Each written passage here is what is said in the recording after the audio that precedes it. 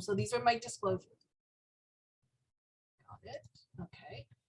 And then these are the objectives. So very basic, just to enforce the fact that there are some EGFR mutations, particularly exon 20 insertions, that are not like the lucky sensitizing activating ones, and how their prognosis and management are different, and what kind of options we have available, and also some of the toxicities of these newer agents that might be coming into either trials or availability outside of trials as well.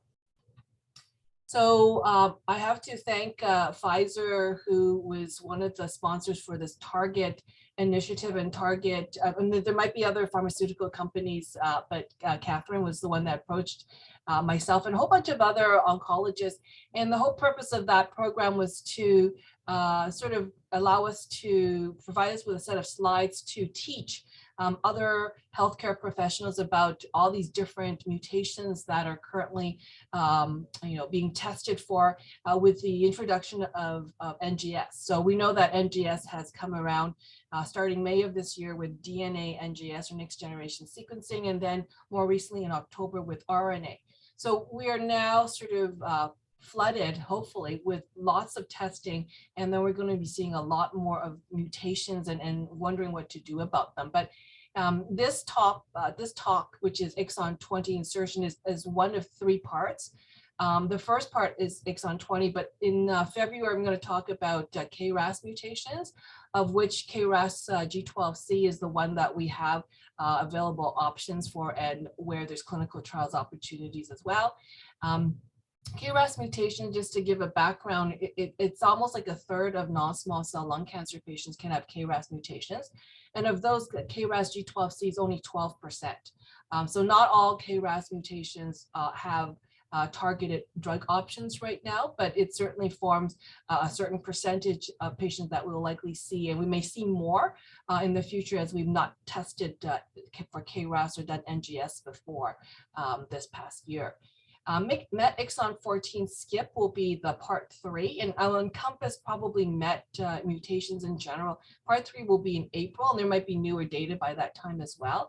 But MET exon 14 skip is actually about 5% of all non-small cell lung cancer. So, of the ones that we commonly know about, EGFR, the two more common ones, and the ALK and the ROS, those are the ones we've been sort of, handling or dealing with. But I felt that there was a stronger push to talk about these other ones, which are somewhat common and important to identify when you see them, because they do have certain druggable options available beyond chemotherapy. So this is a very generic slide that I'm sure most of you have seen. Most of our mutations that we're testing for is in the non-squamous population. And so about EGFR is 25% or 30% in some cases. About a third of patients don't have any oncogenic drivers, so we call that NGS negative. And then KRAS forms anywhere from 25 to 30%. ALK is the sort of the next more popular after EGFR and ALK. And after that, everything else is anywhere between 3 or 4% or less. So you may not see them very often. You may not see them at all. I'm still waiting for my first NTRK positive patient, because I'm excited if I do get one, but is identifying this group of patients, which is a key. So let's talk a little bit about EGFR mutations. And I remember way back when, probably about 10, maybe 15 years ago, when we started doing EGFR testing, and I still remember the day when I got a referral from the community, how this person supposedly had an EGFR mutation and they were not responding to gefitinib. And I go, oh no, that doesn't make any sense. They're supposed to have great responses. And then I looked at the EGFR mutation, and what did they have? They had an exon 20. So, we have come a long way in the last 10 to 15 years, and we've realized that not all EGFR mutations are the same. So the two more common ones that we see are the L858R on exon 21, which forms 45% of the patients with EGFR mutations. The other more prevalent one is the exon 19 deletion, which is about 40%. And then we have some rare ones, which is on exon 18 G719X and on exon 21 L861Q. There's also one that is here, which is S7681, which is actually on exon 20. And I have a couple of these patients. They do also still continue to respond to the EGFR TKIs first, second, and third generations. And you can see that their prevalence is quite small, anywhere from 1 to 4%. They do respond. They probably may not respond as dramatically as you would expect with the two other common mutations. The only downside is that the government does not cover osimertinib for these patients with these more rare but still responsive mutations. So you might have to use afatinib in its place. But just to advertise, we currently have open Ocelot, which is a clinical trial investigator initiated by Dr. Mark Vincent in Hamilton. And this is a trial which allows for us to use osimertinib with these rare mutations, and it'll be covered. And they actually exclude the common mutations. And so they're really targeting the more rare mutations and then looking at chemo after they progress and then re-challenging them with osimertinib. So if you have a rare mutation patient who doesn't have private insurance to consider osimertinib, you can actually consider enrolling them in the Ocelot clinical trial. Okay, so let's backtrack again in terms of exon 20 insertions, which is what I'm going to talk about. In the overall EGFR population, so if you remember, EGFR forms about 25 to 30%, depending on where you live, of all non-small cell, non-squamous cell patients. Of that, about 12% actually is exon 20 insertion. So that may be anywhere from 1 to 4%. So still in the realm of like the ROS and the RET, you know, they're still, you know, comparable in terms of prevalence, and, you know, they should be identified so that we can see if they're eligible for trials or for drug options. Now, the take-home message for this slide is that exon 20 insertions is not one mutation.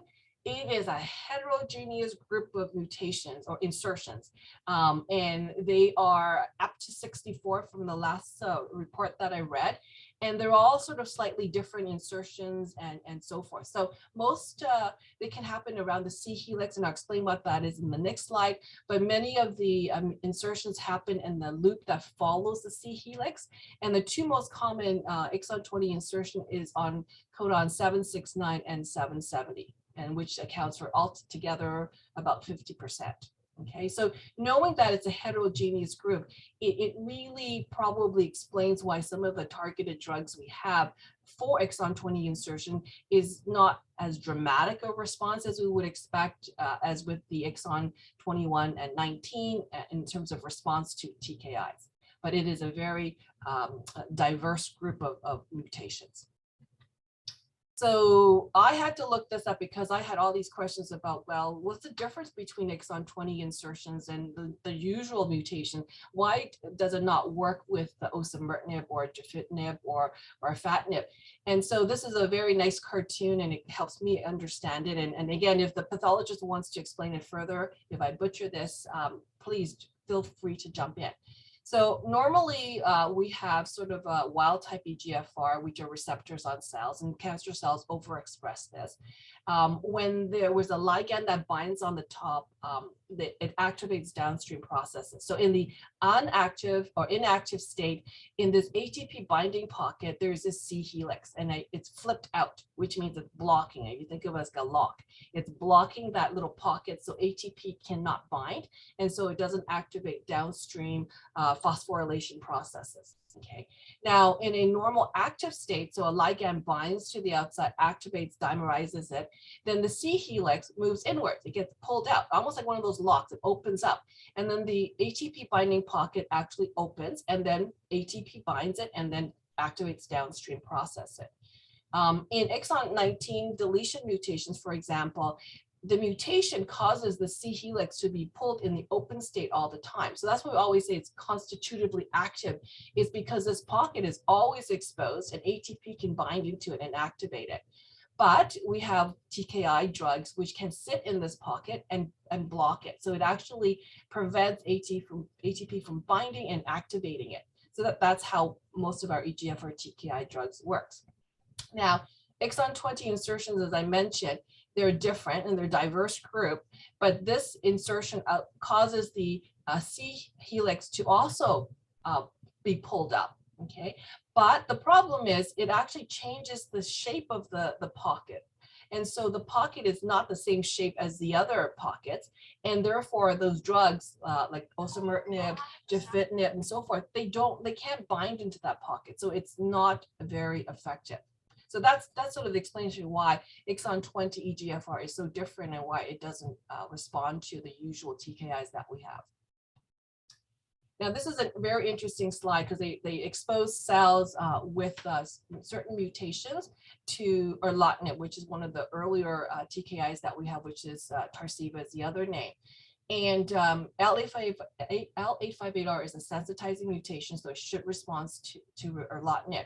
And you can see that there is no evidence of phosphorylated AKT or phosphorylated ERK, which are downstream phosphorylated products. So if the ATP pocket was activated, then you should be seeing these products. So this is a cell line with the activating mutation and the resistant mutation, T790M.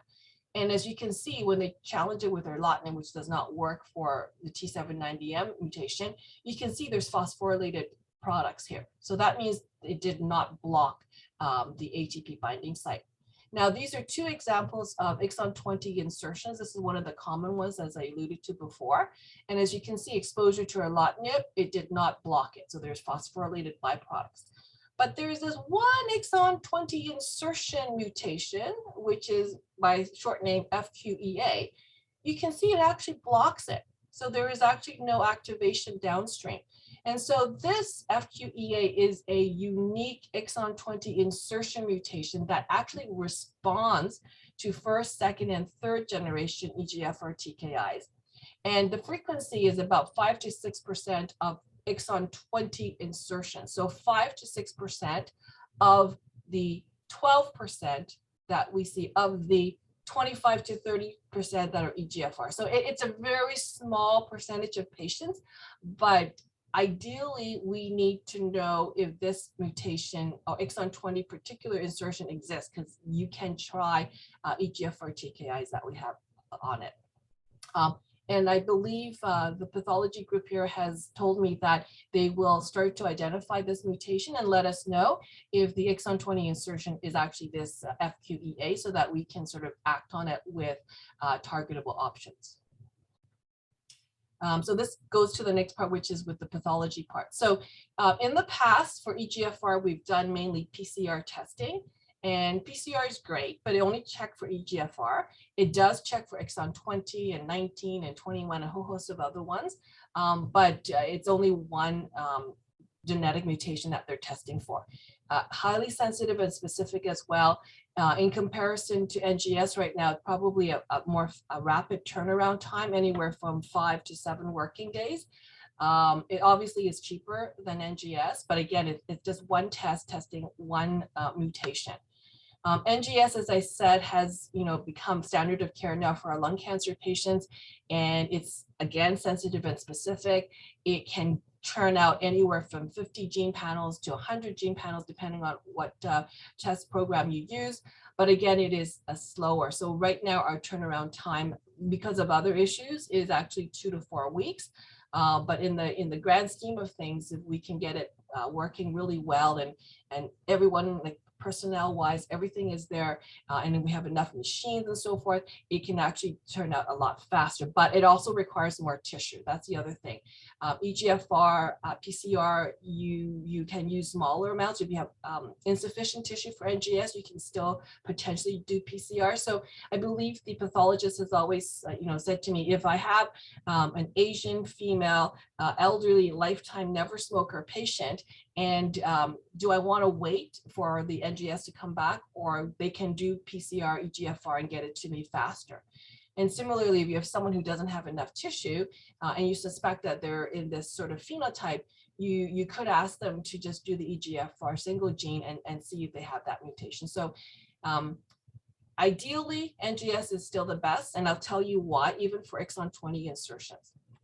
So the reason why is that based on 2 sort of retrospective big studies, one is the Genie study, the other one is the Foundation Insight. they looked at comparing PCR testing results and NGS, and they found that PCR missed about 50% of exon 20 insertions. So as great as they are for identifying the sensitizing ones, the ones that we commonly see and are responsive to TKIs, they do miss about 50% of the exon 20 insertions. And if we're having more drug options in the future, we're going to be missing out on exon 20 insertion patients. So that's why PCR is okay, but NGS is probably the better tool for our patients, and we should try to get NGS for all our patients as often as possible. So these are two examples of reports, and I sort of cut and paste from my patients. This is a PCR report, and the way that they sort of give you the detail, they list the mutations that they're testing, but very broadly, they just say exon 20 insertion. Similarly, even with the NGS reports, they just give you sort of the exons that they're testing for, but they don't give you the details. And the details are there. They have them. The pathologist has them. It's just that it becomes like a 20-page huge report of which probably we don't even look at. So I think they're trying to help us out by identifying what mutations are of keen importance. And as far as we know, I think for exon 20 insertions, given that the only one that is responsive to TKIs is that FQEA, they're going to start identifying those for us and listing it in the report as well. So thank you, pathologists, for helping out. I think we should be very thankful that our pathologist has, you know, amongst all their other duties in terms of other cancer sites, they have to keep on top of all the changing environment of lung cancer and all these different mutations that become targetable. They have to then start identifying those for us as well. So they have a lot of work to do for us, and we rely on them heavily to help our patients. So thank you to our pathologists. Okay, so just to summarize the last couple of slides, there is one, so my title's wrong, there's one lucky exon 20 insertion mutation, the rest are not so lucky, but not purely unlucky, but not so lucky. If we can identify this FQEA variant, you can try TKIs on them. Hopefully they'll have a private drug plan, and I don't know if you can get some of the pharma companies to help if you do find one sort of needle in the haystack, this rare but treatable option patient. And then for all the exon 20 insertion mutations, if you're not having your NGS results done at Sunnybrook and you have it coming from another location, you might want to ask them if they did test for FQEA, but also make sure that are they doing PCR for EGFR or are they doing NGS? Because that will make a difference in terms of are you identifying the exon 20 insertions or not, because you might miss, again, up to 50% if you're doing PCR. Okay, so let's take a little look at the real world data. So how does exon 20 insertion mutation patients compare with the lucky EGFR mutations? And so we know that they actually don't do as well, obviously, because they don't have a targetable drug that has the same response rates and tolerability. So exon 20 insertions, real world overall survival 16.2 months versus 25.5 months. So they don't do as well as obviously the activating mutation. They probably do comparable to the wild type EGFR, maybe slightly less, and I'll tell you why that is in the next couple of slides. Who are these patients, like in terms of phenotypes? Well, they're the same as all the EGFR patients. They are often never smokers or very light smokers. They're often female. And again, they're often adenocarcinoma histologies. There is a push to say that they may present a little bit more aggressively, maybe with bone and brain metastases. But again, it's a little bit too early to say specifically that they're worst in terms of prognosis or sites of metastases. This is two studies coming out of China looking at the use of pemetrexed. Now we all know for non-squamous patients, we always have pemetrexed platinum doublet. So they actually did this retrospective review at patients who did not use pemetrexed. And if they didn't use pemetrexed in their chemo regimen, they actually did worse. So really, we treat them just like all our non-squamous patients. They should go on a platinum pemetrexed chemotherapy regimen. Now, this is interesting. They looked at patients who tried an EGFR drug regimen, and it really, it made no difference in terms of improvement, whether they tried it or not. Taxanes, the same thing. So technically, EGFR drugs and taxanes, they respond the same way as wild type patients would. Okay. Now, I don't know why gemcitabine is so much worse in terms of overall survival for this population of patients. I think, again, it's not a study to change your practice with. Now, as I mentioned before, osimertinib is not a drug that we can use for exon 20 insertion mutations. And I always say, well, then why? Because exon 20, isn't that where T790M mutation, isn't that on exon 20 as well? The problem is when T790 mutation comes about, it changes the ATP binding pocket, but the pocket changes in a shape that actually allows for osimertinib to bind to it. So even though it's on exon 20, it's not an insertion mutation. And the way that it changes the shape of the ATP, osimertinib can bind to it. So that's why osimertinib does not work for exon 20 insertions, but it does work for exon T790M mutations. So did it stop people from trying? No. So people, even though they understood, but yet they did not believe it, they still tried using osimertinib for these exon 20 insertion patients. And they tried it not at the usual dose. Way back when we always doubled the dose of drugs, we didn't think it would work. Maybe a higher dose would work. But in this case, they tried it at 160 milligrams a day. And they looked to see if it worked and compared it to the common EGFR mutations, and it didn't do anything. In fact, using osimertinib instead of other treatments like chemo was a 169% increased risk of progression or death. So patients did worse if you tried them on an EGFR TKI instead of chemo. So do not use Tagrisso on exon 20 insertion other than that one lucky mutation.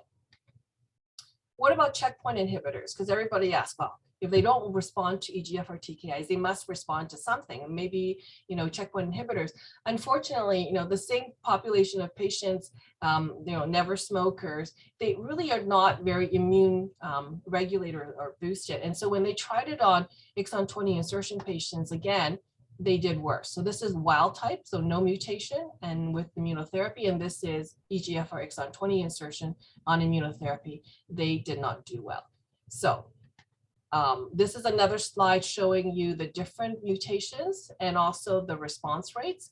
And in all of these EGFR mutations, somewhat activating insertions, the best response is actually progressive disease in most of these patients. So immune checkpoint inhibitors do not respond with EGFR mutations. This is a busy slide, and I think that the take-home message for this is that I think if you try to use anything other than a platinum-based doublet on these insertion patients, if you try to use a TKI, these patients will do worse. So, if you try a platinum doublet, you get a PFS of 6.6 months and an OS of 17.4 months. If you tried in first-line TKI only, your PFS is 2.9 months, which is very short, and your OS is 9.5 months. So there is a detriment to using it. Now, if you try to use it in the second line setting, again, TKI do not give you much improvements in their prognosis. So again, do not use the usual TKIs for these exon 20 insertion mutation patients. So in summary, for the last couple of slides, the poor exon 20 insertion patients are what I call doubly unlucky. And I think Dr. Ong has heard me say that because the EGFR TKIs do not work on these patients and the immune checkpoint inhibitors do not work either. And you may say, well, what about the Keynote 189 trials looking at sort of combination chemo IO? They excluded patients with EGFR mutations, and I don't know why I don't tell them. I snuck in one patient that was exon 20 into Keynote 189. They're still doing okay, but they're on another targeted drug for exon 20 right now. But again, I don't think the chemo IO combination actually will make a big difference in terms of improvement beyond just chemo alone for these patients. Any questions before I switch over to some of the newer targeted agents? No questions. Okay. Time-wise, good. So the three drugs that I'm going to talk about very briefly are the two TKIs, which is poziotinib and mobocertinib.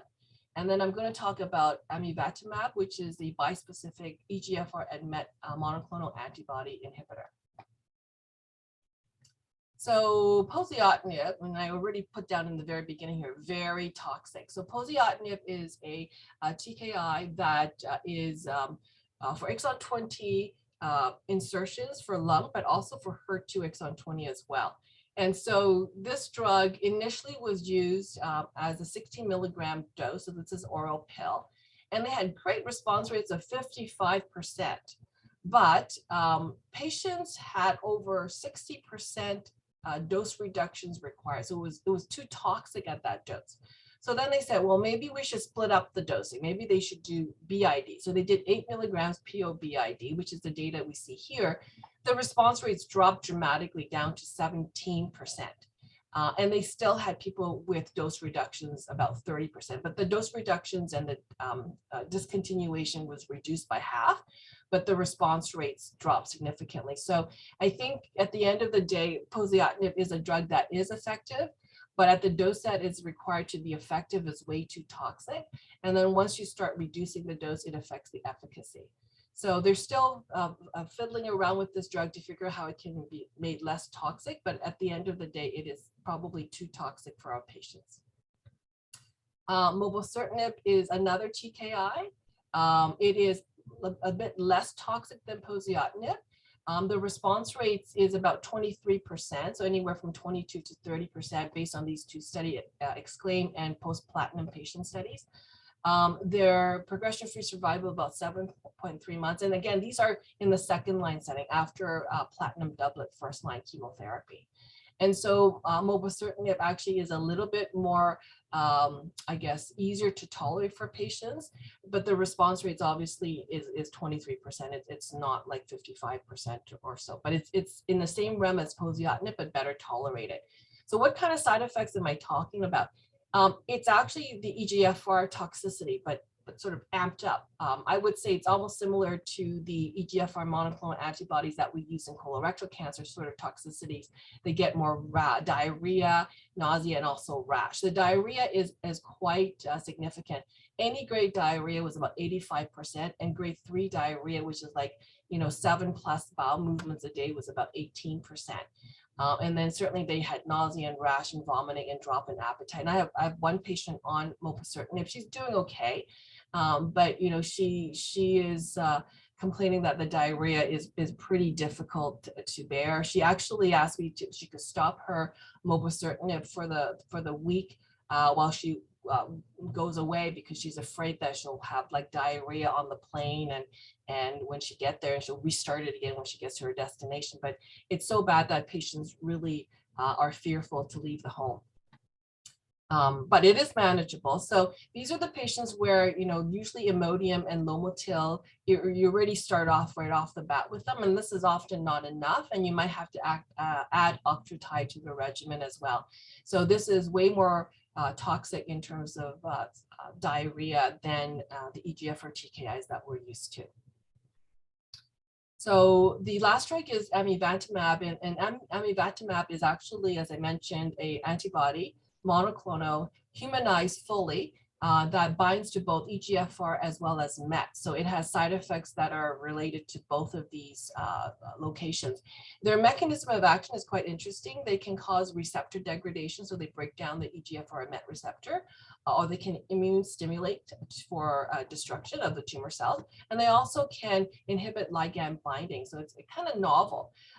It actually is effective against the normal sensitizing mutations, so deletion 19, L, A58R, as well as T790M and exon 20 insertions, and C797S. So it's being now used for patients in clinical trial who've had resistance to osimertinib, because this is one of the mechanisms of resistance to osimertinib is through the C797S.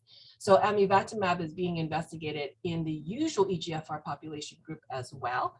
And they're also looking at sub-Q formulations, because right now this drug is given intravenously as an infusion. Now, the study that sort of propelled amivantamab into the limelight and had FDA approval recently was the Chrysalis study. This is a phase 1 sort of dose expansion study. Looked at sort of different dosing as well as frequency. And in this treatment, the treatment is actually every 2 weeks, but it's actually given day 1 and day 8 for the first cycle. And I'll explain to you why in the next couple of slides. So amivantamab response rates 40%, pretty good, better than the 23% of mobocertinib and the 17% of the BID dosing of poziotinib. The duration of response is 11.1 months, so higher than the 7.3 months of the mobocertinib. And so this is actually a pretty good drug. And again, this was in the second or third line setting after progression on chemotherapy. So pretty impressive. Now here is sort of the toxicity, same as the other drugs: diarrhea, rash, stomatitis, but also the MET-related toxicity or MET inhibition, low albumin, peripheral edema. So you have sort of a combination of the two toxicities together.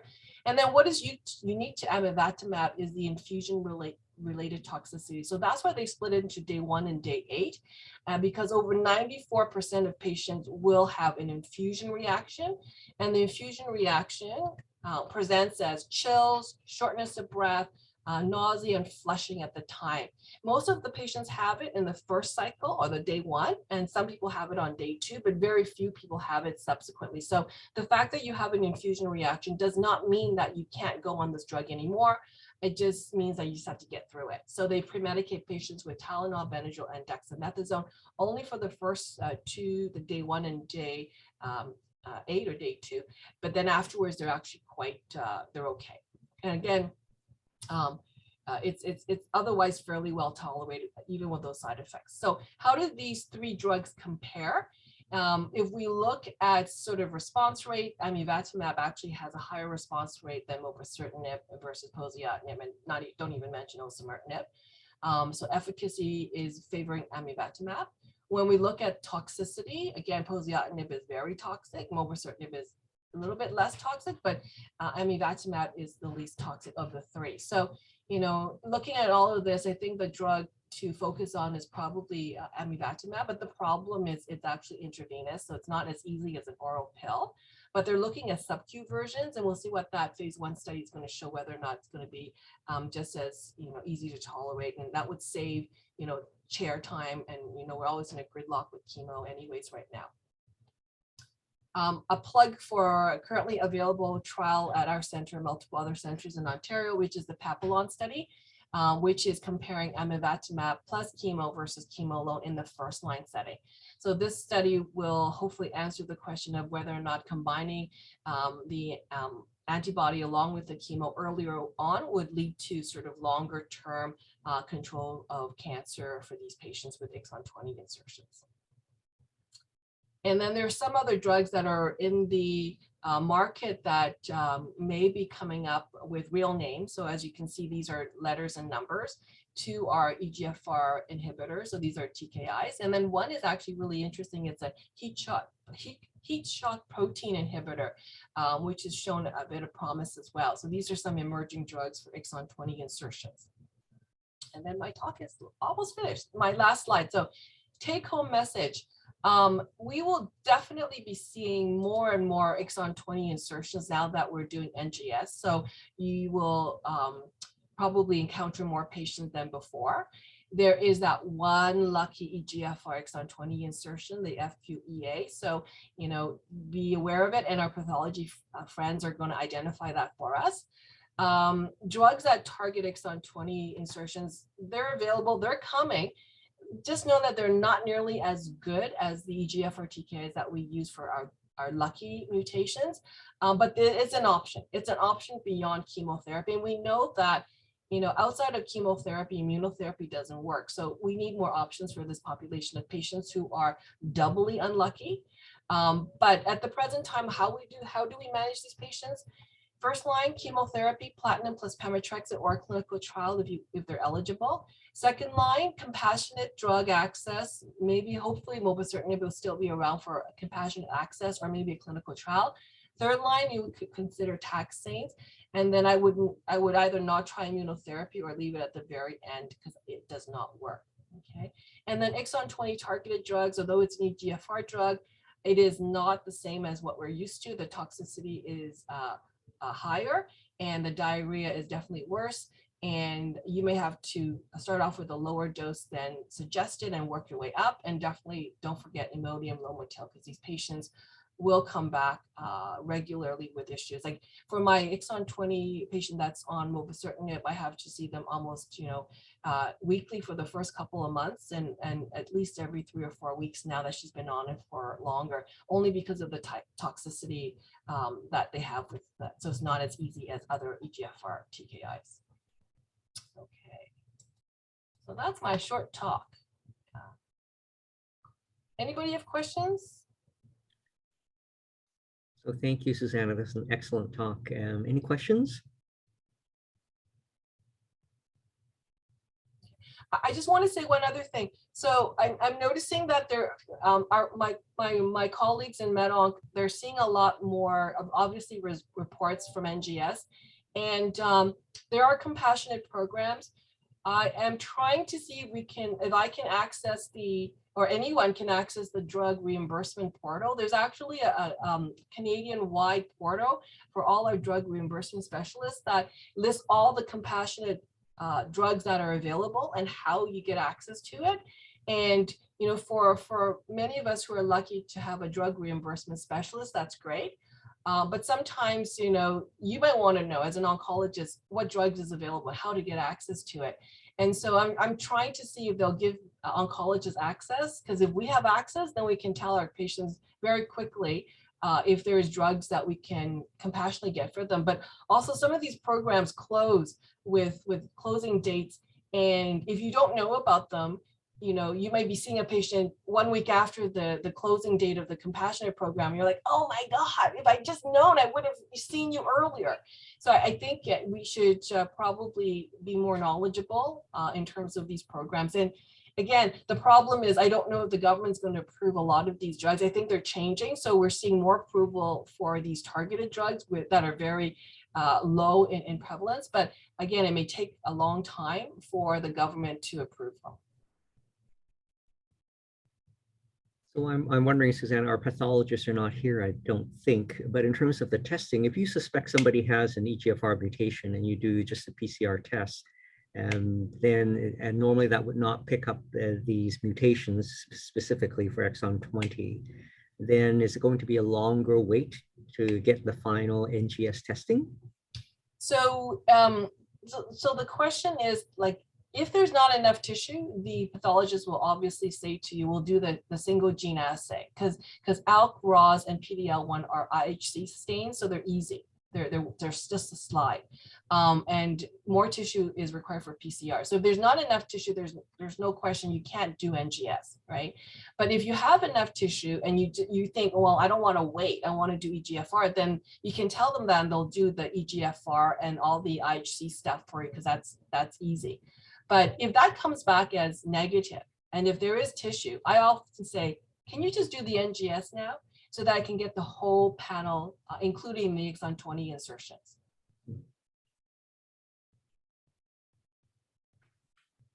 Any other questions? No? In terms of cost, if you had to pay for this with some help, what's the cost? If we had private insurance, do we know? Of amivantamab or mobocertinib? Yeah, I don't know. Certainly amivantamab is intravenous, so you can't, I guess you can pay for it at one of those private infusion clinics. I think it would probably be in the same realm, if not more expensive than osimertinib. So it could be in the order of $10,000 a month or more.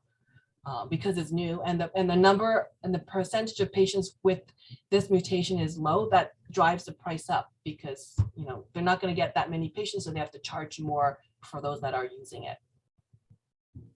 I think Catherine wants me to share this. I'm gonna try. Oh no, I just selected everything. Catherine, I'm going to get Antoinette to maybe share that eval with everybody because I'm not sure how to share your comment to the group. Let me see if I can. No, it's just selecting all. Oh, Catherine just sent it to everybody. Thank you. There we go. There's just a small evaluation from that. Any other questions? Oh, and a plug for the nursing staff. I think Sonali is the only nurse that I can see here.